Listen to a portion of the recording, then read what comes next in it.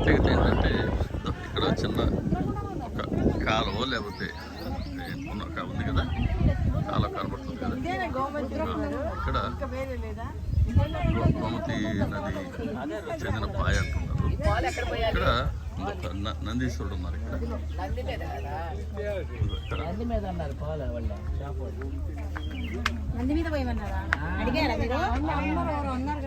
నంది మీద పాలు పోయింది, పండ్లు వదలండి నందీశ్వరుడు ఉన్నారు శివుడికి అని చెప్పారు. షాప్ పోతాం ఏం చెప్పింది మనకి, చెవులు చెప్తుంటామే. సుజాత కూడా నంది మీదే చెప్పింది. చెప్పండి చెప్పండి చెప్పండి.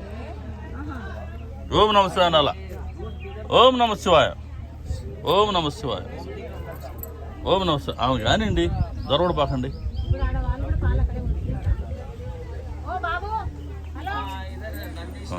ఇక్కడ ఇదో ఈ నందీశ్వరుడికి ఇక్కడ వాళ్ళు చెవులు చెప్పుకునే వాళ్ళు చెప్పుకుంటున్నారు. వాళ్ళ ఇది ఏదన్నా ఉన్నా పైన పాలు పోసి ఓం నమ శివాయ అని చెప్పి నీళ్ళల్లో అదో ఈ ప్లేట్ ఉంది కదా, అదే అదే ఈ ప్లేట్లో పండ్లు ఫలాలు ఉన్నాయి కదా, దాన్ని నీళ్ళలో వదులుతారు. కిందకు పోయినట్టు ఈశ్వరుడి కంట, పైకి తేలినవి మనకంట. అది ఇక్కడ ఉన్నటువంటి సంప్రదాయం. సో ఇక్కడ నందీశ్వరుడికి ఇట ఓం నమ శివాయ, ఓం నమ శివాయ, ఓం నమ శివాయ, ఓం నమ శివాయ. మనం ఇట్లా నందీశ్వరుడు కొమ్మల మధ్యలో చూస్తున్నాం. స్వామి అందరిని చల్లగా చూడుతండి. లోక సమస్త సుఖినో భవంతు, సర్వే జన సుఖినో భవంతు, సమస్త సన్మంగళాని భవంతు. భగవంతుడా అందరిని చల్లగా చూడు. అది కోరిక, సంకల్పం అయితే అది చెవులో చెప్పుకున్నా, బయట చెప్పుకున్నా. సర్వే జన సుఖినో భవంతు, లోక సమస్త సుఖినో భవంతు, సమస్త సన్మంగళాని భవంతు.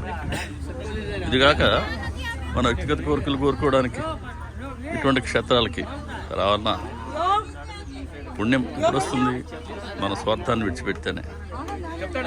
సో నేనైతే ఎక్కడే కోరుకోమని ఇదే కోరుకుంటూ వస్తున్నా. అందరిని చల్లగా చూడయ్యా, అందరిని చల్లగా చూడు, అంతే. ఇదే కోరిక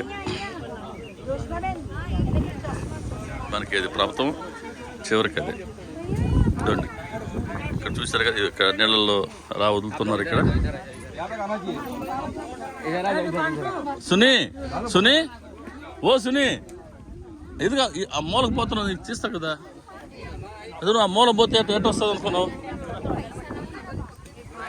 ఆగాగు, తొందరపడి మాకు వాళ్ళు కాస్త ఖాళీ అవుతారు కదా, హడావుడి ఉంది. ఓం నమ శివాయ, ఓం నమ శివాయ. ఇంకొక ముందుకెళ్ళాలంటే ఓం నమ శివాయ, ఓం నమ శివాయ, ఓం నమ శివాయ, ఓం నమ శివాయ, ఓం నమ శివాయ, ఓం నమ శివాయ.